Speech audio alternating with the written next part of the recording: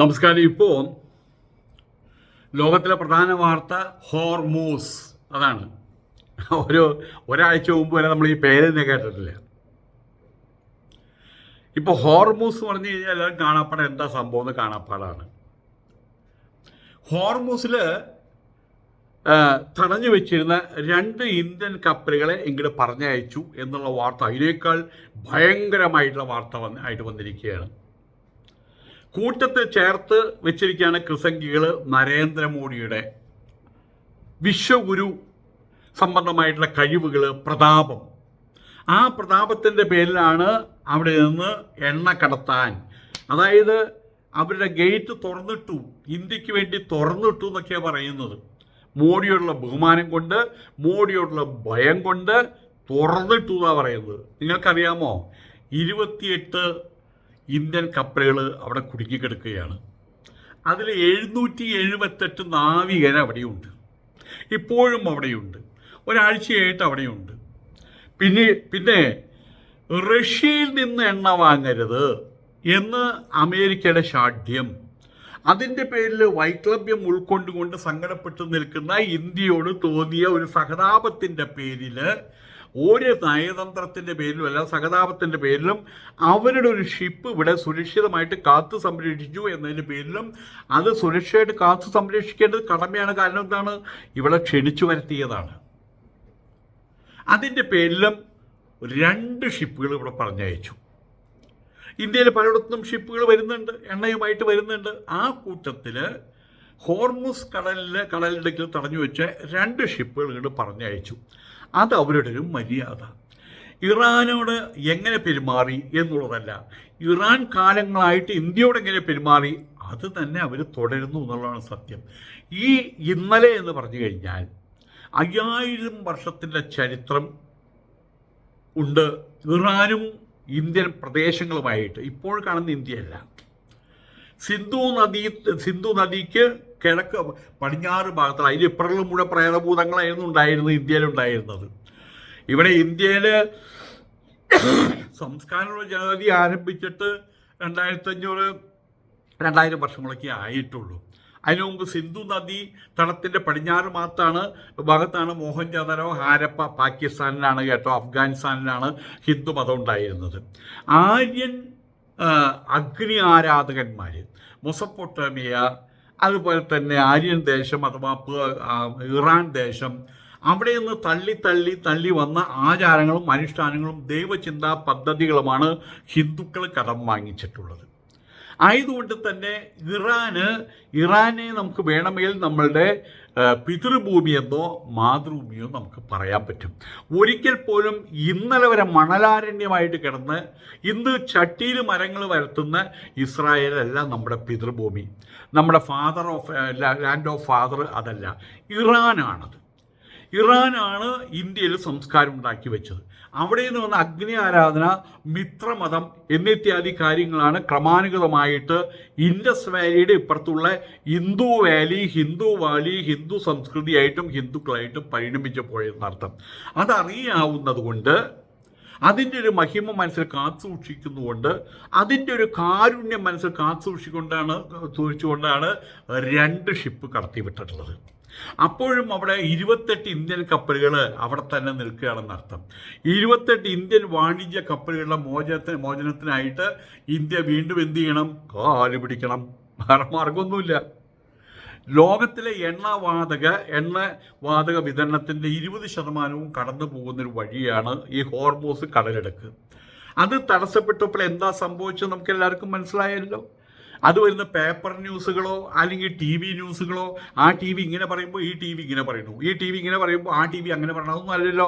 ഇപ്പം എല്ലാവരുടെയും വീടിനകത്ത് അമ്മമാർ നിലവിളിക്കുകയല്ലേ, എല്ലാവരെയും വീടിനകത്ത് പെങ്ങന്മാരും ഭാര്യമാരും മക്കളും നിലവിളിക്കുകയല്ലേ. കാരണം എന്താ, ഇപ്പോൾ അവിടെ തീ പൂട്ടിയിട്ട് ഇപ്പോൾ മറ്റേ നമ്മളുടെ ശ്രീകൃഷ്ണൻ്റെ ആയുധമുണ്ടല്ലോ, ഫ്ലൂട്ട്, അത് വെച്ച് ഊതിക്കൊണ്ടിരിക്കല്ലേ, ആഫു ഊതിക്കൊണ്ടിരിക്കുകയല്ലേ. ഇപ്പം എല്ലായിടത്തും പൊങ്കാലയാണ്. ഇപ്പോൾ എല്ലായിടത്തും ആട്ടുകല്ല് പൊങ്കാല, കല്ലും വെച്ചുകൊണ്ട് പണ്ടത്തെ പൊങ്കാല ആരംഭിച്ചിരിക്കുകയാണ്. ഇപ്പം എല്ലായിടത്തും പൊങ്കാല ആരംഭിച്ചിരിക്കുക. ഭാഗ്യം കൊണ്ട് എൻ്റെ വീടിനകത്തിപ്പോൾ 2 കുറ്റി ഇവിടെ ഇരിക്കുന്നുണ്ട്. 2 കുറ്റിഞ്ചാൽ ഞാൻ എപ്പോഴും ഒരു കുറ്റി റിസർവ് ഇവിടെ വെക്കും. അതാ ആൾ വന്ന് എപ്പോഴും ചോദിക്കും വെക്കട്ടെ അയാൾ കുറച്ച് പൈസ കിട്ടാൻ വേണ്ടിയിട്ട്. ഞാൻ ഒരു കുറ്റി എടുത്ത് കഴിഞ്ഞിട്ട് ഏകദേശം 10-12 ദിവസം കഴിഞ്ഞപ്പോഴേക്കും മറ്റേ കുറ്റിയോടെ വെച്ചു. അപ്പോൾ ശരിക്കും അൾട്ടിമേറ്റ്ലി 2 കുറ്റി ഫുള്ളായിട്ടിരിക്കുകയാണ്. 2 കുറ്റി ഫുള്ളെന്ന് പറഞ്ഞാൽ എന്നെ സംബന്ധിച്ചിടത്തോളം 6-7 മാസം എനിക്ക് ജീവിച്ചു വരാം. 6-7 മാസം ഗ്യാസിൻ്റെ കുറവ് കൊണ്ട് എനിക്കൊരു സങ്കടം ഉണ്ടാവാൻ പോകുന്നില്ല എന്നർത്ഥം. അതെൻ്റെ വ്യക്തിപരമായിട്ടുള്ള കാര്യം. അതല്ലല്ലോ ഹോട്ടലുകളുടെ സ്ഥിതി, അതല്ലല്ലോ വീട്ടുകാരുടെ സ്ഥിതി. ഇന്നേ അവർ അനുഭവിച്ചു വന്ന പുതിയ തലമുറയെ സംബന്ധിച്ചിടത്തോളം അവർക്ക് മറ്റേ ഓലക്കുടി വെച്ചും വിറക് വെച്ചും ഊതിയും അത് നമുക്ക് പരിചയമില്ല. അവരുടെ പരിചയം എന്താണ്? അവരുടെ പരിചയം ഗ്യാസ്, അതാണ് അവരുടെ പരിചയം. അതങ്ങോട്ട് സുപ്രഭാതത്തില്ലാതായി വരുന്ന സമയത്ത് ഭ്രാന്ത് പിടിക്കുക. ആരോ പറഞ്ഞ പോലെ ഞാനിവിടെ ഈ വൈഫൈ ഉണ്ട്. ആ വൈഫൈ ഏതെങ്കിലും കാരണം വെച്ചാൽ ഓഫായി കഴിഞ്ഞാൽ ഞാൻ അതിൻ്റെ ആളെ വിളിച്ച് പറയുന്നത് അറിയോ? പെണ്ണ് ഡൈവേഴ്സായി കേട്ടോ. പെണ്ണ് ഞാൻ വൈഫ് ഡൈവേഴ്സായി എന്നാണ് പറയുക. ഒരു വീട്ടിലൊരു പെൺകുട്ടി അഥവാ ഭാര്യ ഉപേക്ഷിച്ച് പോയാൽ ആ ഭർത്താവ് ഒരു ചായ പോലും ഉണ്ടാക്കാനുള്ള കഷ്ടപ്പെടും. കാരണം ചായപ്പൊടി എവിടെ ഇരിക്കുന്നത്, പഞ്ചസാരപ്പൊടി എവിടെയാണ് ഇരിക്കുന്നത്, അല്ലെങ്കിൽ പാൽപ്പൊടി എവിടെയാണ് ഇരിക്കുന്നത്, അവർക്കൊന്നും അറിയില്ല. അപ്പം ആയതുകൊണ്ട് ആ കഷ്ടപ്പാടാണ് വൈഫൈ ഇല്ലാതാകുമ്പോൾ നമുക്ക് ഉണ്ടാകുക. അപ്പോൾ നമ്മൾ വൈഫ് ഇല്ലാതായി എന്നാണ് പറയുക. ഇതുപോലെ ഇലക്ട്രിസിറ്റി ഇല്ലാതായി കഴിഞ്ഞാൽ, അതുപോലെ തന്നെയാണ് ഗ്യാസ് ഇല്ലാതായി കഴിഞ്ഞാൽ, അത് ഫേക്ക് ന്യൂസ് അല്ലല്ലോ. ആയതുകൊണ്ട് തന്നെ 20% കടന്നുപോകുന്ന സുപ്രധാന പാത ഹോർമൂസ് കടലിലേക്ക് അടച്ചപ്പോൾ കഷ്ടപ്പെടുകയാണ്. കേരളം വരെ കഷ്ടപ്പെടുന്നു, അമേരിക്ക കഷ്ടപ്പെടുന്നു, ബ്രിട്ടൻ കഷ്ടപ്പെടുന്നു, ഫ്രാൻസ് കഷ്ടപ്പെടുന്നു, അതേപോലെ തന്നെ യൂറോപ്പ് മൊത്തത്തിൽ കഷ്ടപ്പെടുന്നു. കഴിഞ്ഞ കുറച്ച് ദിവസങ്ങളായിട്ട് ഇന്ത്യൻ പതാക വഹിക്കുന്ന കപ്പലുകൾക്ക് ഇറാൻ യാത്രാനുമതി നിഷേധിച്ചിരിക്കുകയാണ്. അതേസമയത്ത് തുടക്കത്തിൽ തന്നെ ബംഗ്ലാദേശിന്, ചൈനയ്ക്ക്, റഷ്യയ്ക്കൊക്കെ അവർ തുറന്നു കൊടുത്തിരിക്കുകയാണ്. ആ കൂട്ടത്തിൽ വിശ്വഗുരുവിൻ്റെ ആൾക്കാരെ പെടുത്തിയിട്ടില്ല. അവരത്ര വിലയെ അവർ കണ്ടിട്ടുള്ളൂ. അവസാനം ഇവിടെ ഒരു കപ്പലിൻ്റെ വേണ്ടുന്ന രീതിയിൽ അവർ ട്രീറ്റ്മെൻറ്റ് കൊടുത്തു. അതിൻ്റെ പേരിലും കാലങ്ങളായിട്ട് പരമ്പരാഗതമായിട്ടുണ്ടായിട്ടുള്ളൊരു ബന്ധത്തിൻ്റെ പേരിലും 2 ഷിപ്പ് കടത്തി വിട്ടു. അത്ര മാത്രമേ ഉള്ളൂ. ബാക്കി ഇപ്പോഴും അവിടെ കിടക്കുകയാണെന്ന് അർത്ഥം. നിലവിൽ 778 ഇന്ത്യൻ നാവികരാണ് ഈ കപ്പലുകളിലായിട്ട് 28 കപ്പലുകളിലായിട്ട് അവിടെ കുടുങ്ങി കിടക്കുന്നത്. മേഖലകളിൽ ആക്രമണം നടന്നുകൊണ്ടിരിക്കുകയാണ്. ഇതിനകം 3 ഇന്ത്യൻ നാവികർ അതിൽ കൊല്ലപ്പെട്ടിട്ടുണ്ട്. നിരവധി പേർക്ക് പരിക്കേറ്റിട്ടുണ്ട്. ഇതൊക്കെ ഇവിടെ ആ കൂട്ടത്തിലാണോ കിടക്കുന്നത് അവിടെ? അത് ഏറ്റവും ഇന്നിപ്പോൾ ഭൂലോകത്തിൽ ഏറ്റവും അപകടകരമായിട്ടുള്ള യുദ്ധമേഖലയാണ് ഹോർമൂസ് കടലിടുക്ക്. അതിന് മുൻപുള്ള ആ താവട്ടത്തിലുള്ള സ്ഥലവും അവിടെ കഴിയുക എന്ന് വെച്ച് കഴിഞ്ഞാൽ ഒരാൾക്ക് ശാന്തമായിട്ടൊന്ന് ഉറങ്ങാൻ പറ്റുമോ? നമ്മൾ 778 ഇന്ത്യൻ നാവികരെ അവിടെ കെടുക്കുന്നത്.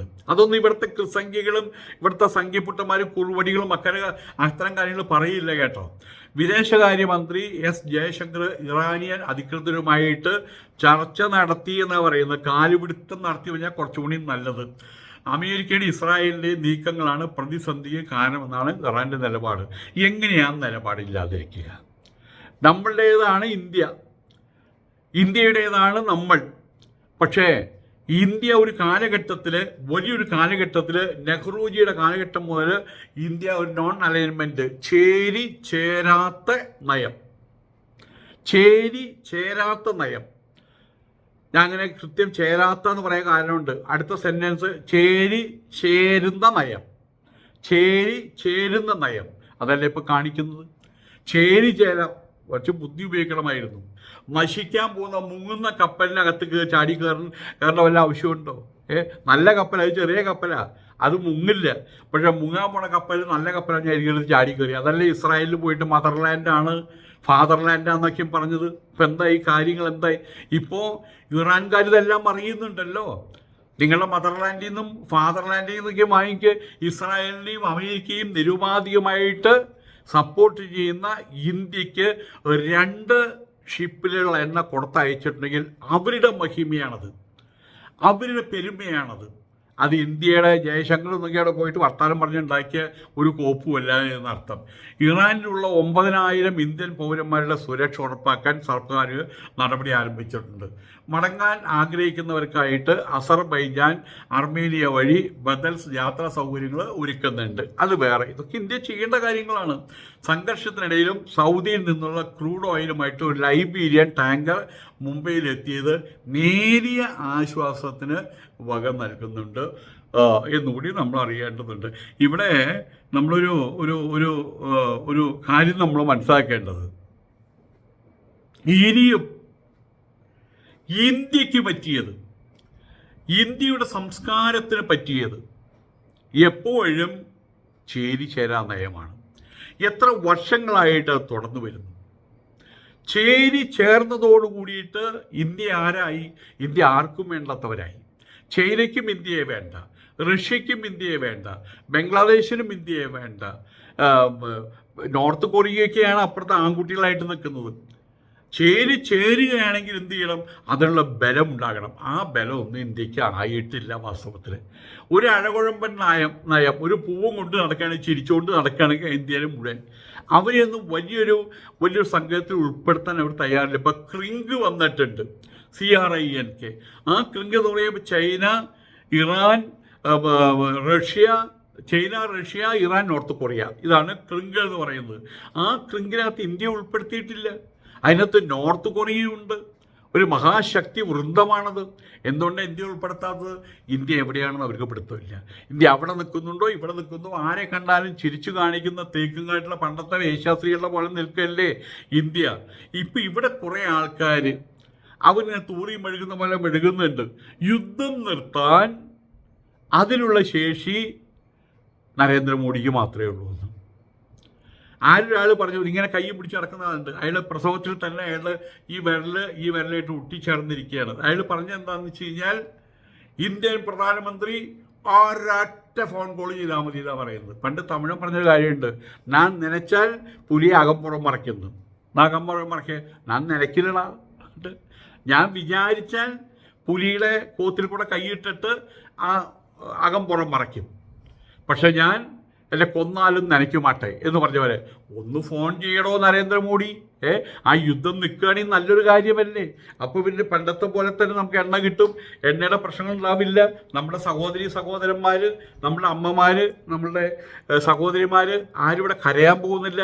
ഒരു ഫോൺ എടുത്ത് വിളിച്ചാൽ പോലെ, ഹലോ,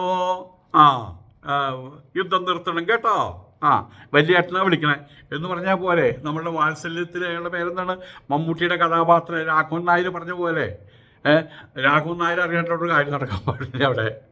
അയാളെല്ലാം നല്ല കാര്യങ്ങൾ ചെയ്യും, പക്ഷെ അയാൾ അറിയാണ്ട് കാര്യം നടക്കാൻ പറ്റില്ല. ഒരു പെൺകുട്ടി അപ്പുറത്തെ ആൺകുട്ടിയുടെ സംസാരിച്ചതിൻ്റെ പേരിൽ ആ പെൺകുട്ടിയുടെ കൈവ പിടിച്ച് വട്ടം ചുറ്റി അയാളെ അടിച്ചു. അപ്പം ഇതുപോലെ തന്നെ ഒരാളാണ്, വലിയേട്ടനാണ് നമ്മുടെ നരേന്ദ്രമോദിയെങ്കിൽ, നരേന്ദ്രമോദി ഫോൺ ചെയ്താൽ യുദ്ധം അവസാനിക്കുമെങ്കിൽ ഒറ്റ ചോദ്യം അവശേഷിക്കുന്നു, എന്താ ഫോൺ ചെയ്യാത്തേ? എല്ലാ അടിയും തല്ലും കഴിഞ്ഞിട്ട് പണ്ട് പോലീസുകാരിലേക്ക് വിളിച്ചു, ഹലോ, ഞങ്ങളുടെ ബസ്സിന് കല്ലെറിയുന്നുണ്ട്. ഒരു ബസ് മുതലാളിയെ വിളിച്ച്, അതെയോ, എത്ര നേരമായി കല്ലേറ് തുടങ്ങിയിട്ട്? 1 മണിക്കൂറായി കല്ലേറ് തുടങ്ങിയിട്ട്.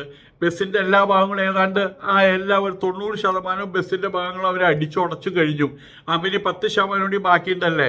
അതിന് 10% കൂടി ബാക്കിയുണ്ട്. അതുകൊണ്ട് കഴിയുന്ന സമയത്ത് അപ്പോൾ വിളിക്കുക കേട്ടോ. അപ്പം ഞാൻ വരാമെന്ന് പോലീസ് ഇൻസ്പെക്ടർ എന്ന് പറഞ്ഞ പോലെ. ഇനിയിപ്പോൾ യുദ്ധമൊക്കെ കഴിഞ്ഞതിന് ശേഷമാണോ ഫോൺ വിളിക്കാൻ പോണത്? ഫോൺ വിളിക്കുകയാണെങ്കിൽ നമ്മുടെ കുതിരവട്ടം പറഞ്ഞ പോലെ ഇപ്പം വിളിക്കണേ, അതല്ലേ ശരി? ഇപ്പോഴല്ലേ വിളിക്കേണ്ടത്? എല്ലാം കഴിഞ്ഞ് എല്ലാ പ്രശ്നവും കഴിഞ്ഞ സമയത്ത്, ആ സമയത്താണോ അവിടെ ഫോൺ വിളിയായിട്ട് വരേണ്ടത്? അതൊരു ഊശാമ്പിത്തരമല്ലേടെ കുറുവടി. ഇപ്പം എല്ലാവരും പറയുന്നതാണ്, നരേന്ദ്രമോദി വിചാരിച്ചാൽ ഇപ്പം യുദ്ധം നിൽക്കും. ഇതെന്നെ കോണം. നമസ്കാരം.